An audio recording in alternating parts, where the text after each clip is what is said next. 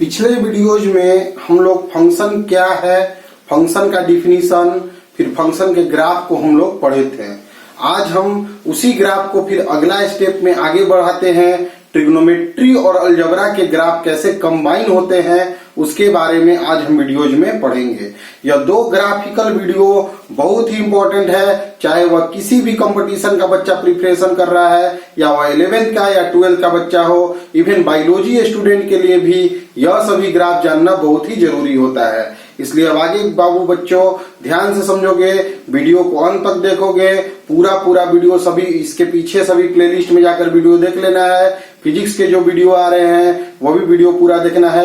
अगर दोनों सब्जेक्टों को पूरा बढ़िया से तो सभी बच्चे तैयारी करते हैं तो निश्चित तौर पर यह दोनों सब्जेक्ट में वो 100% स्कोर करने के छात्र बनेंगे। तो आगे देखते हैं हम लोग y बराबर साइन एक्स का ग्राफ।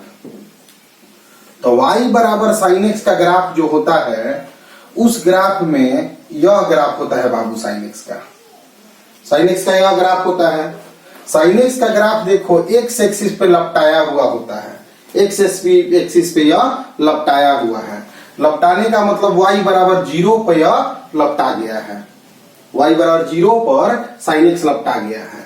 अगर y बराबर 3 प्लस साइन एक्स दे दिया तुम्हें तो यह ग्राफ क्या होगा बाबू? तो 3 यानी कि साइन एक्स 3 यूनिट ऊपर उठ जाएगा। 3 यूनिट ऊपर उठाने के लिए तुम्हें एक लाइन खींचना होगा इस तरह से, y बराबर 3 और उस पे जाके ग्राफ लपटा जाएगा। साइन एक्स का ग्राफ जो होगा उस पे लपटा जाएगा। तुम कल पढ़े थे पिछले वीडियो में कि अगर कोई फंक्शन में तुम ऐड कर देते हो तो ग्राफ ऊपर उठ जाता है, माइनस कर देते हो तो ग्राफ नीचे गिर जाता है। तो यहाँ पे हम एक ऑब्जर्वेशन देते हैं बाबू कि जब साइन एक्स में 0 ऐड था तो वह 0 पे y बराबर 0 पे लपटा गया था, और साइन एक्स में अगर 3 ऐड हुआ तो y जो है साइन एक्स जो है y बराबर 3 पे लपटा गया। अगर 5 रहता तो y बराबर 5 पर यह लपटा जाता। तो इससे यह सीखने को मिला कि अगर साइन एक्स में कोई एक अलजेब्रा फंक्शन जोड़ा हुआ है तो साइन एक्स जो होता है वह उस अलजेब्रा फंक्शन पे लपटाया हुआ ग्राफ होगा। अभी हम आगे ग्राफ बता रहे हैं तो इसको ध्यान से सभी बच्चे देखेंगे। देखो बच्चों, इसको तो लिख लेना है, आगे अब देखोगे। तो मेरा ग्राफ है, हमें जो डिमांड कर रहा है, हमें डिमांड कर रहा है कि y बराबर x प्लस साइन एक्स का ग्राफ खींचो। y बराबर x प्लस साइन एक्स का ग्राफ खींच के हमें बताना है। तो यहाँ पे साइन एक्स एक ट्रिग्नोमेट्री है और x एक अलजेब्रा है। तो अलजेब्रा के ग्राफ में ट्रिग्नोमेट्री जोड़ा हुआ है, एडिशन है। तो एडिशन में देखो, अभी पीछे वीडियो में हम पीछे बोर्ड पे हम समझे कि अलजेब्रा का ग्राफ खींच लेना है, मतलब y बराबर x का ग्राफ खींच लेना है। y बराबर x एक आइडेंटिटी फंक्शन होता है और इस तरह उसका ग्राफ होता है। हम पिछले वीडियोज में यह बात बताए थे कि y बराबर x का ग्राफ इस तरह का होता है और साइन एक्स इसी पे लपटा जाएगा। अभी थोड़ा देर पहले ही तुम पढ़ रहे थे बाबू कि अगर कोई अलजेब्रा में साइन एक्स जोड़ा हुआ है तो उस अलजेब्रा फंक्शन का ग्राफ हमको खींच लेना है और साइन एक्स को उसी पे लपेट देना है। अगर हम तुम आगे इसको कोई देखेगा कि mod x plus sine x का ग्राफ खींच के बताओ बाबू, तो तुम क्या करोगे? एक मॉड एक्स बनाओगे और साइन एक्स का ग्राफ को इसी पे लपेट दोगे, क्योंकि साइन एक्स का लपटाया हुआ ग्राफ है किस पर? तो जो अलजेब्रा उस पे ऐड हुआ है। जैसे कि y बराबर अगर तुम्हें दे दे X square plus sine X, तो तुम क्या करोगे बाबू? तो तुम एक्स स्क्वायर का ग्राफ खींच लोगे। तुम नेचर को समझो, नेचर ग्राफ का कैसा होगा? तो तुम एक्स स्क्वायर ग्राफ को खींच लोगे और साइन एक्स जो है इसी पे लपेट दोगे। यही तुम्हारा ग्राफ होगा। तो ध्यान से समझो, y बराबर अगर साइन एक्स के साथ कोई अलजेब्रा का फंक्शन हो, साइन एक्स के साथ कोई अलजेब्रा का फंक्शन हो तो उस अलजेब्रा का फंक्शन खींचकर साइन एक्स उसी पर हम लोग लपेट देते हैं। इस बात को तुम लोग नोट कर रहे हो बाबू, ध्यान से समझो कि अगर हमारा अलजेब्रा का ग्राफ है तो हम लोग अलजेब्रा का ग्राफ खींचकर साइन एक्स उसी पर लपेट दे रहे हैं। फिर हम इसको आगे बढ़ते हैं बाबू। तो आगे हम लोग देखते हैं कि अगर हम लोग का ग्राफ है कि y बराबर x प्लस साइन एक्स का मॉड, इसका हमको ग्राफ खींचना है। तो इस ग्राफ में अगर हम खींचेंगे तो हमको सबसे पहले y बराबर x ग्राफ खींच लेना है। y बराबर x ग्राफ हम खींच लिए, ऑरिजिन से पार होता हुआ एक स्ट्रेट लाइन होता है y बराबर x, और साइन x का मोड जो होता है सब ग्राफ ऊपर होता है, तो सब ग्राफ यहाँ ऊपर कर दिए। y बराबर x प्लस साइन x के मोड का ग्राफ है। y बराबर mode x plus sign x का मोड का ग्राफ अगर हमको खींचना हुआ तो हम पहले y बराबर मोड x का ग्राफ खींचते हैं। y बराबर मोड x का ग्राफ खींचने के बाद साइन x का मोड इसी में सब ऊपर ग्राफ होता है। देखो बच्चों ध्यान दो, और साइन x एक ट्रिग्नोमेट्री फंक्शन है, उसका मोड का ग्राफ पीछे तुम पढ़ चुके हो, और वह अगर अलजबरा पे जुड़ा हुआ है तो पहले अलजबरा का ग्राफ खींचा जाता है और उसी अलजबरा के ऊपर साइन x का ग्राफ खींचा जाता है। मतलब y बराबर x square plus sign x का मोड का ग्राफ अगर हमें खींचना हो तो हम सबसे पहले y बराबर x स्क्वायर का ग्राफ खींचेंगे, y बराबर x स्क्वायर का ग्राफ हम खींचेंगे और साइन x का मोड हम इसी पे रखेंगे। सभी बच्चे ध्यान दें कि हम ग्राफ कैसे ड्रा कर रहे हैं। यही ग्राफ आगे जब एक्यूरेसी को भी मिलेगा तो तुम्हें ग्राफ का एक अच्छा नॉलेज बन जाएगा। अभी इस वीडियो को तुम लोग देखते रहना है और इसको नोट करते रहना है। तो देखो बच्चों, अभी तुम देखे कि तुम्हारा एडिशन ऑफ ग्राफ में तुम एक ग्राफ को देखे कि तुम अलजबरा के ग्राफ को पहले खींच दे रहे थे और फिर उस अलजबरा के ग्राफ में तुम साइन x को लपेट रहे थे। यही तुम्हारा मेन ग्राफ यहाँ पे तुम बना रहे थे। अब इसके बाद अगर बाबू तुमसे कहा जाए कि y बराबर अगर साइन x के ग्राफ को तुम थोड़ा ऑब्जर्व करते हो तो उसका आगे एक 1 मल्टीप्लाई होता है बाबू। y बराबर साइन x के ग्राफ को अगर तुम ऑब्जर्व करते हो, देखते हो, तो उसके साथ तुम्हारा 1 मल्टीप्लाई होता है। यह ग्राफ तुम्हें क्या शिक्षा देता है इस बात को तुम ध्यान दो। तो तुम देखोगे कि यह ग्राफ तुम्हें शिक्षा देता है कि साइन x इस तरह से ग्राफ होता है। साइन x इस तरह से ग्राफ होता है बच्चों। y बराबर 1 इसका सबसे बड़ा वैल्यू होता है। साइन x का सबसे बड़ा वैल्यू क्या होता है? y बराबर 1। अब साइन x का सबसे छोटा वैल्यू क्या होता है बाबू? y बराबर -1। तो साइन का सबसे बड़ा वैल्यू 1 होता है और सबसे छोटा वैल्यू -1 होता है। अगर हम y बराबर 2 इंटू साइन x लिखेंगे तो साइन x का सबसे बड़ा वैल्यू 1 होने के कारण अब बड़ा वैल्यू क्या हो जाएगा? 2 हो जाएगा। तो अगर यहाँ पे ग्राफ खींचा जाएगा तो ग्राफ जो है उसका बड़ा वैल्यू 2 और छोटा वैल्यू -2 हो जाएगा। तो यानी कि बड़ा वैल्यू हो गया 2 और छोटा वैल्यू हो गया -2। तो इसका मतलब यह हुआ बाबू कि अगर साइन x में 1 मल्टीप्लाई किया हुआ है, अगर साइन x में 1 मल्टीप्लाई किया हुआ है तो 1 इसका सबसे बड़ा वैल्यू है, 2 है तो 2 इसका सबसे बड़ा वैल्यू और छोटा वैल्यू -2 है। इस ग्राफ से क्या ऑब्जर्वेशन हम निकाल पाते हैं इसको देखो बाबू। साइन x के साथ 1 मल्टीप्लाई है तो ग्राफ 1 और -1 के बीच में रह रहा है। अगर 2 मल्टीप्लाई है तो ग्राफ -2 और 2 के बीच में रह रहा है। यानी कि साइन x के साथ अगर कोई अलजबरा फंक्शन मल्टीप्लाई हो तो उस प्लस अलजबरा और माइनस अलजबरा के बीच में ही साइन x लाई करेगा। अभी इसके इस बोर्ड के पीछे हम लोग पढ़ रहे थे कि ट्रिग्नोमेट्री में साइन x एक फंक्शन है, अगर उस पर एक अलजबरा फंक्शन जोड़ दें, x जोड़ दें, x स्क्वायर जोड़ दें या मॉड x जोड़ दें तो क्या हमें फर्क पड़ेगा। और अभी हम देख रहे हैं कि अगर कुछ मल्टीप्लाई कर दें तो हमें क्या फर्क पड़ेगा। तो साइन x में कुछ ऐड करने के बाद ग्राफ का क्या कॉन्सेप्ट बनता है और साइन x में कुछ मल्टीप्लाई करने के बाद ग्राफ का क्या कॉन्सेप्ट बनता है, यह सभी तुम लोग को दिखा रहे हैं हम। और यह बहुत ही इंपॉर्टेंट बात है, बहुत ही कम बच्चे सब इस ग्राफ को जानते हैं, इसलिए सभी बच्चे ध्यान दें। बहुत ही इंपॉर्टेंट बात है कि यह सभी ग्राफ तुम जान सक रहे हो, पढ़ सक रहे हो, तो इसलिए ध्यान दोगे कि y बराबर अगर ग्राफ तुम्हारा दे दिया x इंटू साइन x, तो अब साइन x के साथ तुम्हारा मल्टीप्लाई है x, तो तुम ग्राफ खींचोगे पहले x का और फिर -x का। तो तुम ग्राफ खींचोगे पहले बाबू x, तो y बराबर x का ग्राफ होता है इस प्रकार का, y बराबर x का ग्राफ होता है इस प्रकार का, और y बराबर -x का ग्राफ होता है इस प्रकार। सभी ग्राफों को ध्यान दो बच्चों, y बराबर x का ग्राफ हो गया और y बराबर -x का ग्राफ हो गया।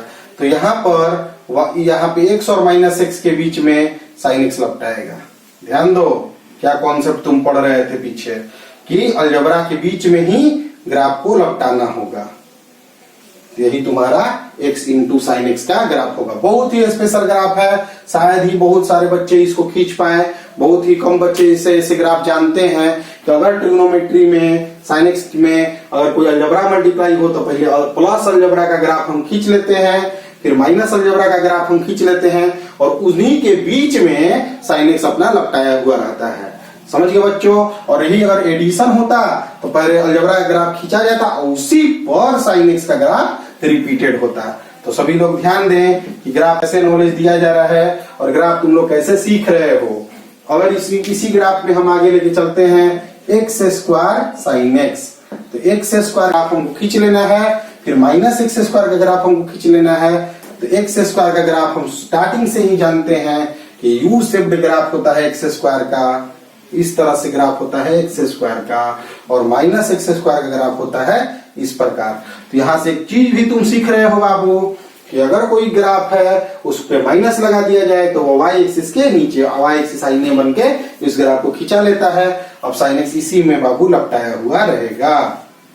तो अलजेब्रा इनटू साइन एक्स का ग्राफ खींचने में पहले प्लस अलजेब्रा का ग्राफ खींच लेना है, फिर माइनस अलजेब्रा का ग्राफ खींच लेना है और प्लस अलजेब्रा से माइनस अलजेब्रा के बीच में साइन एक्स का ग्राफ हम लोग को लपेट देना है। और अगर अलजेब्रा प्लस ट्रिग्नोमेट्री होता है तो सर्वप्रथम हमें अलजेब्रा का ग्राफ खींच लेना होता है और फिर उस पे साइन एक्स को हमको लपेट देना होता है। तो अभी तक जो ग्राफ बताया गया है बहुत ही स्पेशल ग्राफ बताया गया है। सभी लोग इस सबको नोट कर लेंगे, रिपीट करेंगे, वीडियो को बार बार देखेंगे और जो शब्दों के बीच में जो अंतराल हो रहा है उसको समझेंगे, क्या क्या हम बोल रहे हैं, क्या क्या हम बता रहे हैं। कि अगर ग्राफ किसी भी ग्राफ को पेरेंट ग्राफ हमें याद रखना पड़ता है और फिर प्लस करने पे ग्राफ ऊपर, माइनस करने पे नीचे, अगर अंदर में प्लस माइनस करेंगे तो दाया बाया शिफ्ट होगा, मोड़ लगाएंगे तो नीचे का ग्राफ ऊपर चला जाएगा, अगर एक्स की जगह पे मोड़ लगाएंगे तो वाई एक्सिस आईना बन जाएगा। अगर हम ट्रिग्नोमेट्री देखते हैं तो ट्रिग्नोमेट्री में साइन एक्स का ग्राफ एक्स एक्सिस पे लपटाया हुआ ग्राफ होता है, यानी कि अगर साइन एक्स में कोई अलजेब्रा फंक्शन ऐड करते हो तो उस अलजेब्रा फंक्शन को खींचकर साइन एक्स उसी पर लपेट देते हो। क्या तुम लोग समझ रहे हो बच्चों? और फिर उसके बाद हम लोग ग्राफ खींचते हैं अलजेब्रा इनटू साइन एक्स का, तो प्लस अलजेब्रा और माइनस अलजेब्रा का ग्राफ हम खींचते हैं और फिर उसके बीच में ही हम लोग साइन एक्स को लपेट देते हैं। तो अभी तक जो हम ग्राफ का नॉलेज तुम लोग को दिए उसको ध्यान पूर्वक बढ़िया से इसको समझना है बच्चों। फिर अब हम देख रहे हैं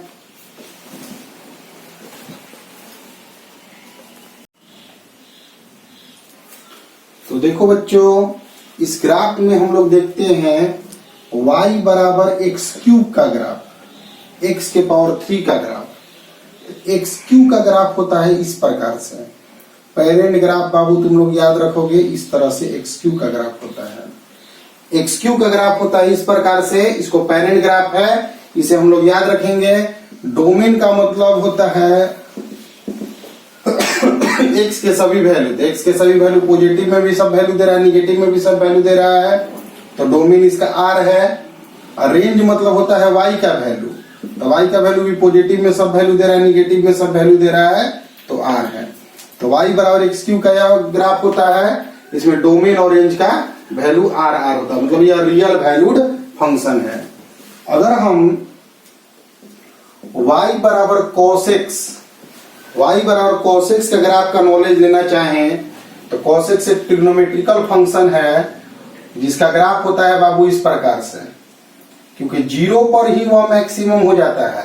ये साइन एक्स का ग्राफ जीरो पे जीरो यहां से स्टार्ट होता है, cos x का ग्राफ जीरो पे 1 होता है, cos 0 का वैल्यू होता है 1 और cos 90 का वैल्यू होता है 0। 0 से लेकर 90 जाने में वैल्यू घटता है और इस तरह से इसे ग्राफ याद रखना तुम लोग। इसके बारे में ट्रिग्नोमेट्री में बहुत सारा चीज तुम पढ़े होगे। तो इसका भी वैल्यू 1 से -1 के बीच में ही होता है।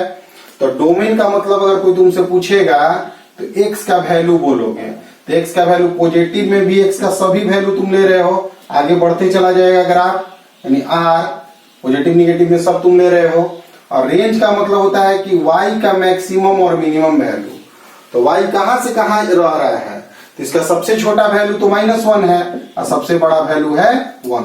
क्लोज इंटरवल में लिखने का मतलब इंक्लूडिंग -1 एंड 1, मतलब -1 और 1 को लेकर उसके बीच के वैल्यू को भी ले रहे हैं y बराबर cos x में।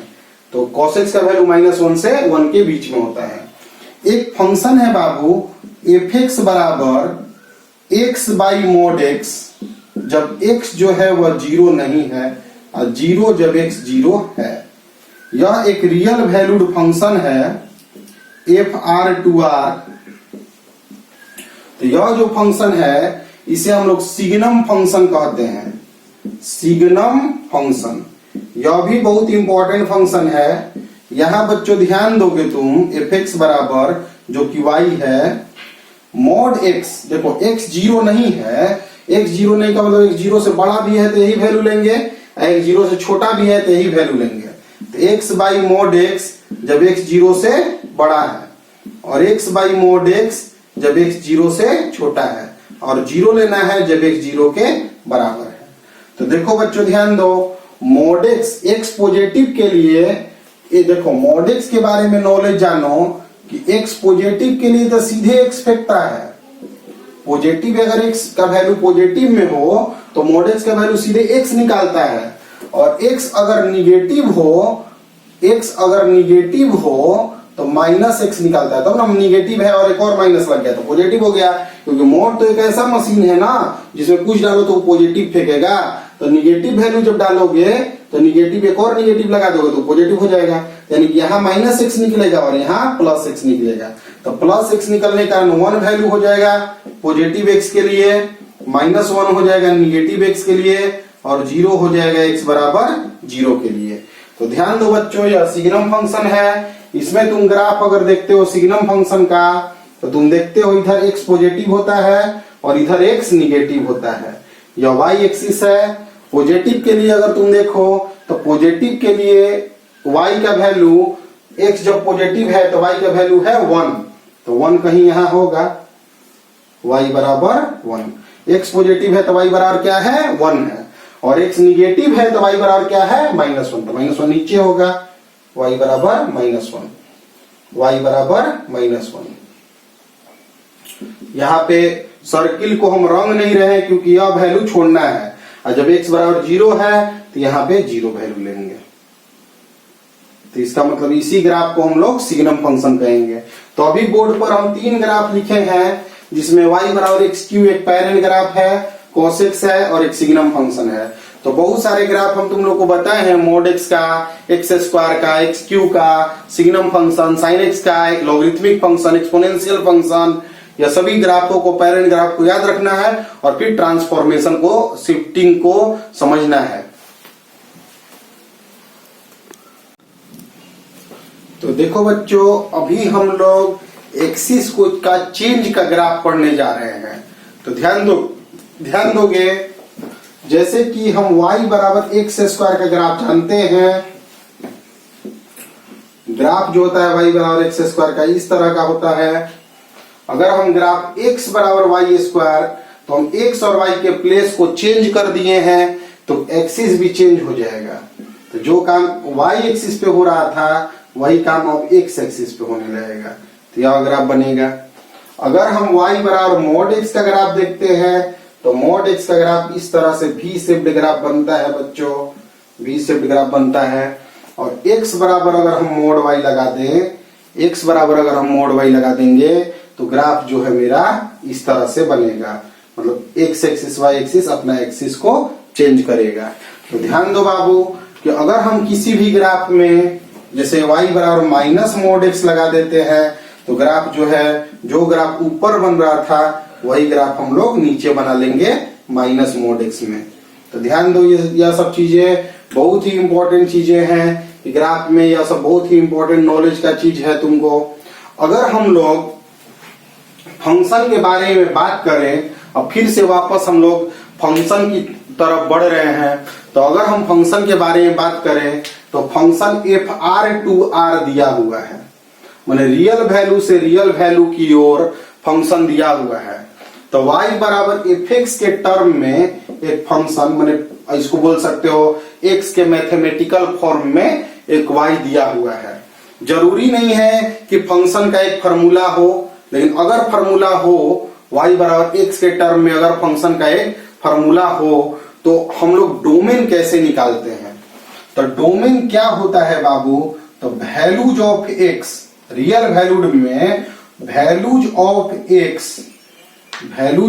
एक्स जो कि रियल होना चाहिए, वैल्यूज ऑफ एक्स, एक्स का वैल्यू भी रियल होना चाहिए, values of x for which y is real, क्योंकि फंक्शन कैसा है मेरा, रियल वैल्यूड फंक्शन है। तो रियल वैल्यूड फंक्शन में डोमेन निकालने के लिए हम लोग x का उन सभी वैल्यू को निकालते हैं जिसके लिए y मेरा रियल आता है। तो इसके लिए इसके लिए कुछ बातों को समझोगे बच्चों, जैसे कि मान लो y बराबर 1/a रियल और डिफाइंड भी होना चाहिए, जिसे y बराबर 1/a के फॉर्म में एक फंक्शन दिया हुआ हो, a कोई x के रूप में कुछ दिया हुआ है, तो यह रियल कब होगा, तो a का कुछ भी वैल्यू रखो रियल आएगा, 2 रखो, 3 रखो, 4 रखो, डेसिमल में रखो, रूट में रखो, कुछ भी रखो रियल ही आएगा। अगर रियल रखोगे तो रियल ही आएगा, केवल तुम नहीं रख सकते हो a के जगह पे 0, क्योंकि अगर तुम 0 रख दोगे तो 1/0 अनडिफाइंड हो जाएगा। यानी कि अगर ऐसा टाइप का फंक्शन दिया हुआ होगा तो डोमेन निकालने के लिए हमेशा a जो है नॉट इक्वल टू 0 करना पड़ेगा। अगर मान लो y बराबर a/b दिया हुआ होगा, दो फंक्शन को डिवाइड किया हुआ होगा, इसमें तुम्हें डोमेन निकालने के लिए बोलेगा, तो यह डिफाइंड तभी हो सकता है जब b जो है वह 0 न हो। अगर तुम्हें एक क्वेश्चन दिया हो y बराबर √a, तो रूट के अंदर पॉजिटिव नंबर होता है तो वह एक रियल वैल्यू देता है, और रूट के अंदर अगर निगेटिव नंबर होता है तो वह आयोटा में दे देता है, मतलब इमेजिनरी नंबर देता है। माने 4 का रूट 2 होता है, जबकि -4 का रूट 2 आयोटा ना होता है। रूट के अंदर निगेटिव नंबर तो रियल नंबर नहीं ना देंगे, तो इसीलिए इसको पॉजिटिव होना पड़ेगा y को रियल होने के लिए। तो y को रियल होने के लिए a को पॉजिटिव होना चाहिए। तो इसी से हम सोल्व करेंगे इन सब चीजों से, तो जो x का वैल्यू हम पाएंगे वही डोमेन कहलाएगा। तो रियल वैल्यूड फंक्शन में x का सभी रियल वैल्यू जिसके लिए y should always should be real, x के जो वैल्यू होंगे उन्हीं को हम डोमेन कहते हैं। यानी कि y बराबर x के टर्म में एक फॉर्मूला है, y को रियल होने के लिए x के जितने वैल्यू होंगे वही सभी वैल्यू x डोमेन कहे जाते हैं फंक्शन के, क्योंकि x का वैल्यू डोमेन है और y का वैल्यू जो है वह रेंज है। x का वैल्यू डोमेन कहा जाता है और y का वैल्यू रेंज कहा जाता है। अगर y बराबर log a दिया हुआ है बच्चों, log a दिया हुआ है, तो इसमें log के अंदर log डिफाइंड होता है अगर उसका एंगल 0 से बड़ा हो। तो यह बात ध्यान रखना, इन कंडीशन के बेसिस पर ही हम लोग डोमेन निकालते हैं। और रेंज क्या होता है, तो रेंज तो सिंपल कहानी है। देखो बच्चों, डोमेन निकालने के लिए तो मेरे पास फार्मूला रह गया, लेकिन रेंज निकालने के लिए मेरा कोई फिक्स फार्मूला नहीं होता है, क्योंकि रेंज क्या होता है, all real values of y, और इसमें हम लोग मैक्सिमम मिनिमम y से मैक्सिमम y तक लेना होता है, हमें मिनिमम y से मैक्सिमम y तक लेना होता है। तो रेंज का मतलब y का वैल्यू निकालना है और डोमेन का मतलब है x का वैल्यू निकालना है। तो अभी तक हम लोग तुम लोग को बताए हैं कि डोमेन क्या है, तो रियल वैल्यूड फंक्शन में x का जो वैल्यू होगा वही तुम्हारा डोमेन होगा, और y का वैल्यू जो होगा वही तुम्हारा वैल्यू रेंज का वैल्यू होगा। तो अभी तक जो तुमको ग्राफ बताया गया है वो सभी ग्राफों को तुम लोग पढ़ लोगे, फंक्शन क्या है इसको पढ़ लोगे। अब आगे वीडियो में 1.2 एक्सरसाइज, 1.1 तक तो करा दिए हैं हम, 1.2 एक्सरसाइज के लिए जो थ्योरी रिक्वायरमेंट है, इंजेक्टिव, सर्जेक्टिव और बाइजेक्टिव फंक्शन क्या होता है, 1 मेनी 1 फंक्शन क्या होता है, इसके बारे में बताया जाएगा। उन सभी चीजों के बारे में पढ़ने से पहले फंक्शन को ही हम लोग मैपिंग भी कहते हैं। मैपिंग वर्ड से कंफ्यूज नहीं होना है, फंक्शन ही मैपिंग है। तो सभी लोग ध्यान दें, अभी तक के वीडियोज में मैथ के वीडियोज, फिजिक्स के वीडियोज, टोटल वीडियोज पढ़े देखें, और 1 क्या है, मेनी 1 क्या है, ऑन टू क्या है, इनटू क्या है, उसे हम नेक्स्ट वीडियोज में पढ़ेंगे।